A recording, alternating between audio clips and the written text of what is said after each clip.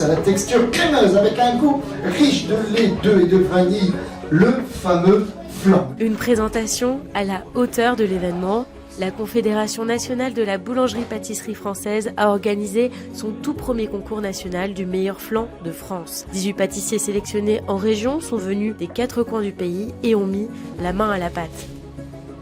Du four au frigidaire, pas question de flancher. Les participants ont 4 heures pour réaliser 2 flans pâtissiers de 24 cm de diamètre et de 3 à 5 cm de hauteur.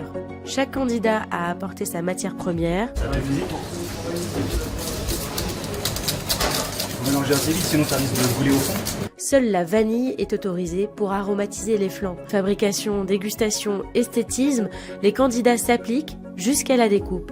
La complexité du challenge, c'est avoir quelque chose de goûteux, d'onctueux, mais avec une belle tenue, parce que le but d'un flan, c'est de pouvoir le manger en se déplaçant, de pouvoir le donner à notre minot ou petit minot, voilà. Tout est méticuleusement jugé au millimètre près. Les chefs ont minuté le temps passé au chaud et au froid, sans oublier les considérations techniques. On voit comment ça a été géré par rapport à la chaîne du froid, par rapport à tout ça. La traçabilité et voir si les règles de bonne pratique sont respectées.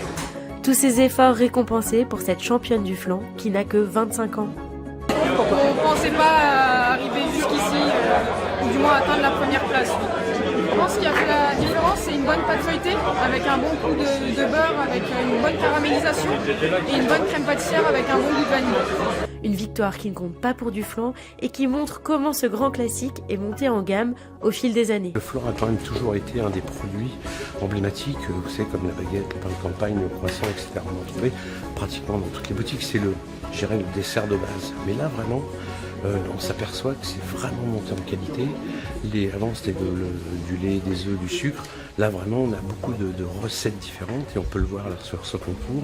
On a vraiment des choses succulentes et aussi des savoir-faire au niveau de la pâte, de la caramélisation qui sont incroyables.